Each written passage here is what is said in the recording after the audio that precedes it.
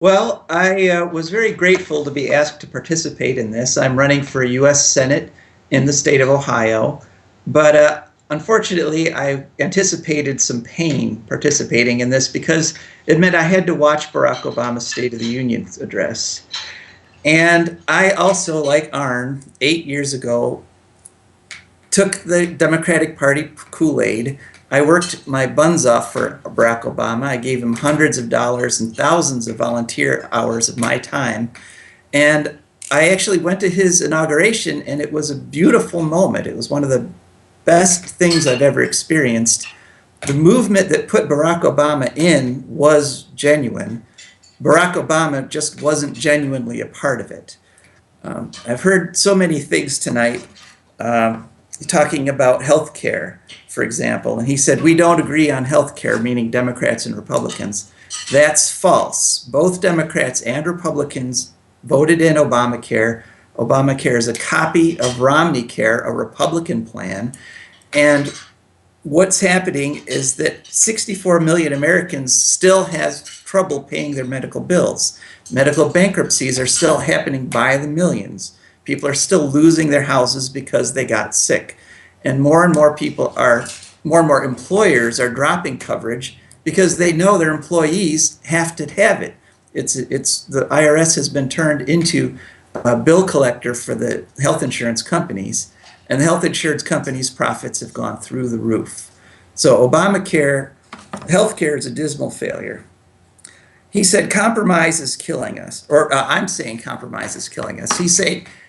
Obama said we can't do anything without compromise. Well, there's some things we cannot compromise on. One of them is the amount of carbon dioxide we're putting into the atmosphere.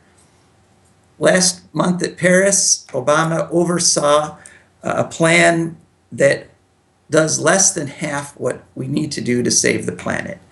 CO2 can't be compromised with. You can't go to the CO2 in the atmosphere and say, only become half of what you are. The real world doesn't work that way, and Barack Obama is not operating in the real world. He's operating in the world of political reality. And I've always said political reality is an oxymoron. It doesn't exist. We define the politics of this country, and we, meaning the Greens, are going to provide that change that Obama was begging for. He said, how could we reinvigorate the spirit of invention? How could we change from the same old patterns? Well, the answer is clear, Barack.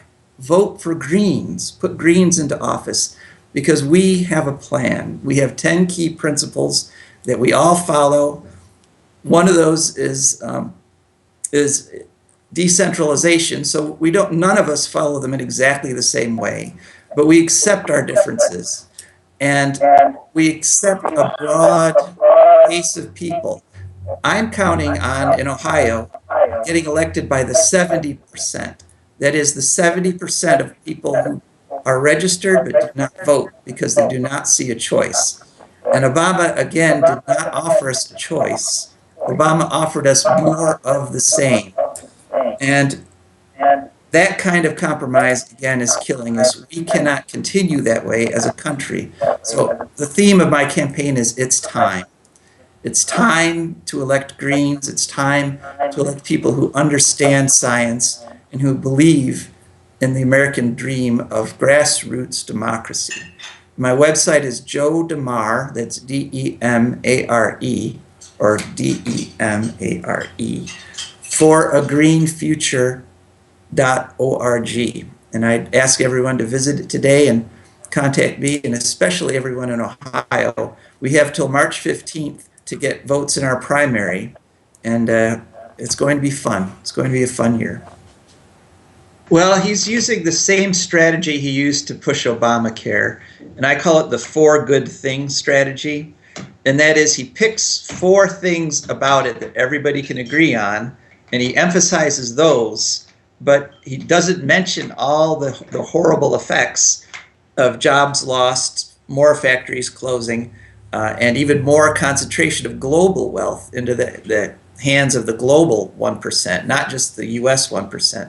So what he said would be technically true, but in actual practice doesn't really matter. It's just that literally the icing on a very horrible, horrible deal, and one that we Greens have to oppose, and all our Democrat friends agree with us on this issue.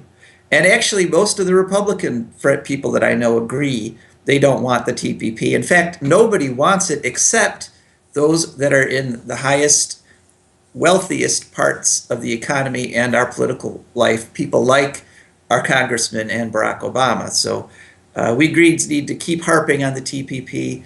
And yes, what he said was technically true, but what his broad thing that it's going to improve. Oh, I'm sorry. I see Margaret Flower shaking her head. Maybe you can go back to her and correct me. But what he promises for the economy through the TPP is an absolute lie. It will hurt most of us. That's my opinion. One thing that struck me in Obama's speech was when he bragged about having fired 9,500 airstrikes, and he wasn't bragging about the fact that the vast majority of the people killed in those airstrikes are innocent people who are not the targets of the airstrike. To me, 9,500 airstrikes are an abysmal failure. We've been killing people left and right, and instead of getting safer, it's getting more dangerous. And why is that? Because the people that we're killing don't see any other recourse besides violence to react to what we're doing. You mentioned bullies. Bullies have a strategy. One strategy they use is they irritate, they poke a victim until the victim gets so fed up that they turn around and hit the bully. That gives the bully permission to totally be violent against that victim. And that's what we've been doing with the Middle East through Barack's entire presidency. We've been poking and poking and blowing up churches and houses and hospitals. And now the people of that region are beginning to respond in kind.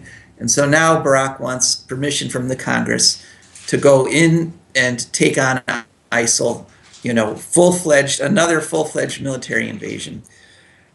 One of the reasons it's so essential that we get Greens into the Senate is because of our belief in nonviolence. One senator can make a difference. They can filibuster. Two senators can sustain a filibuster. And if we can get two Green senators into the Senate, we can stop the next war.